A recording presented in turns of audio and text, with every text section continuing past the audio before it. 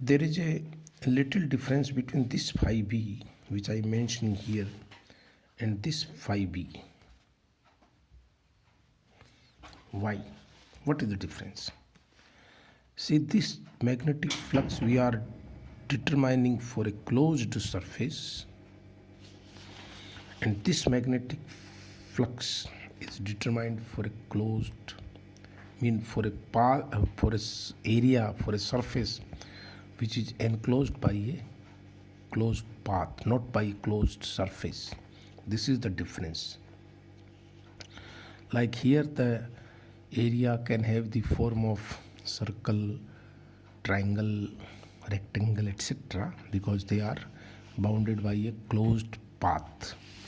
And here the surface itself is a closed one, like it can be spherical surface, it can be a cylindrical surface, it can be a cubical surface, which are closed.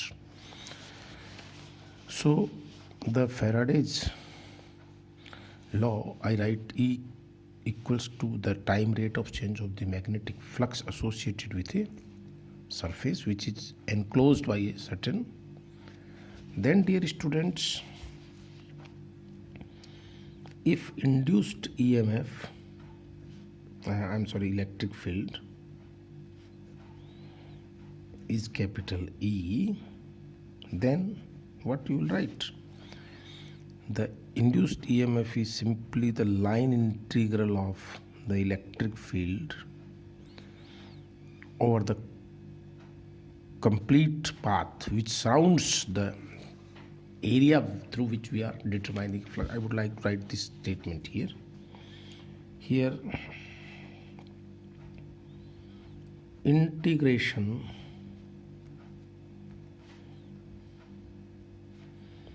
over a closed path is taken, line integration, which bounds the surface.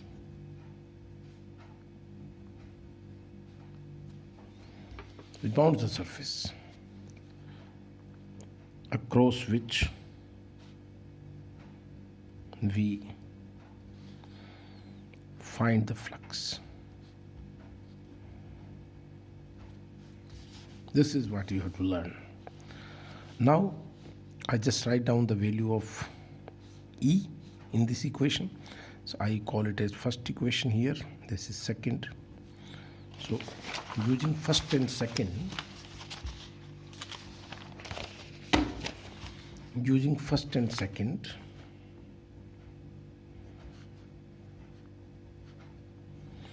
I shall get line integral of electric field over the closed path is equal to minus del phi b upon delta t. Using the definition of magnetic flux, all of you are well aware of it. It is B dot ds. I can give you an example, or just to explain the things. This is a closed path. Then I will get, this is the area over which this is, any small part of this area is ds. And this is magnetic field lines which are passing through the surface.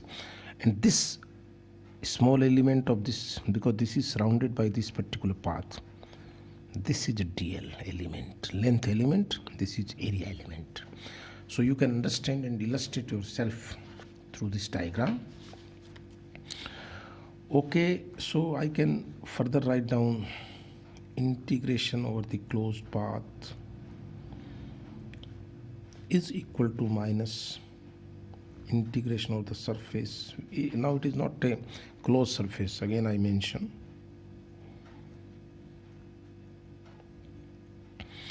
This is the integral form of third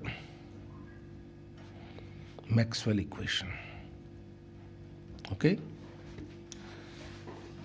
Now, as I used Gauss's divergence law in the earlier two Maxwell equations, now I use Stokes curl theorem. What is Stokes curl theorem? Simple. Stokes curl theorem is here. For any vector field A dot dl over a closed path is equal to the surface integral of its curl over the. So dear students, just equate. I use this Stokes curl theorem here, and I shall get curl of E dot ds is equal to minus del B vector upon dot ds, and if I compare both sides, I shall get curl of E equals to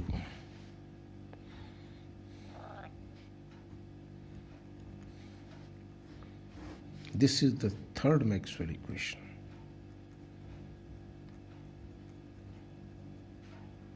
I hope you understand it well.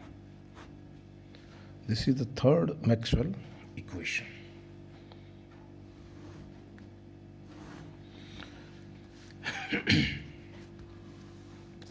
Once again, प्यारे बच्चों,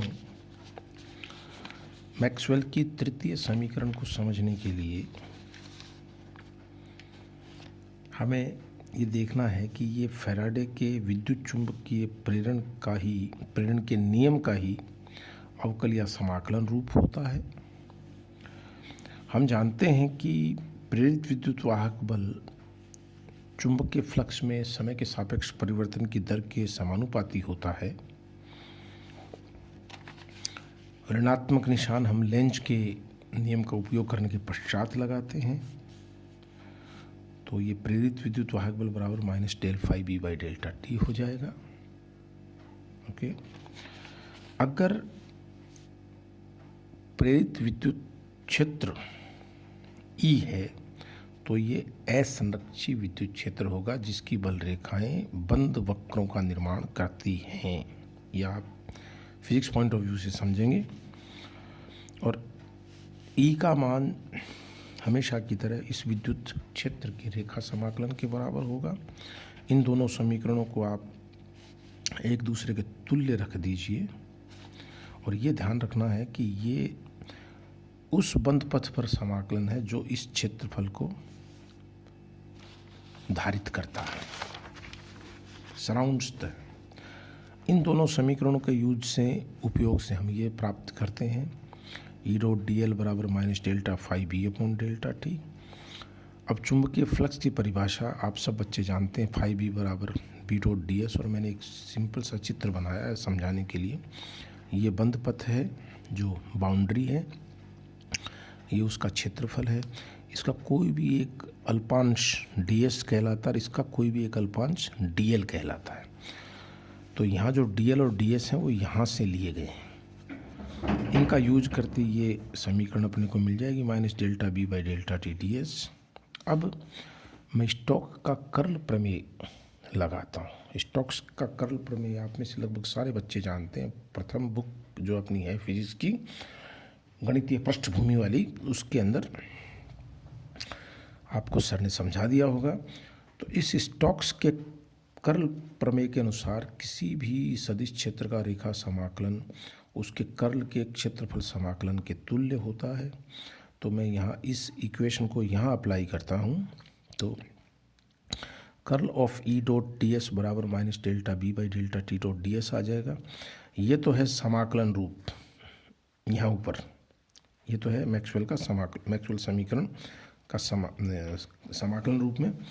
और इसमें दोनों तरफ तुलना करती है divergence curl of ई बराबर माइनस, यानी इलेक्ट्रिक फील्ड अगर वेरिएबल है या चुंबकीय क्षेत्र अगर वेरिएबल है तो ये एक दूसरे को सस्टेन करते हैं। यही विद्युत चुंबकीय तरंगों का सिद्धांत भी होगा आगे चल कर। तो कर्ल ऑफ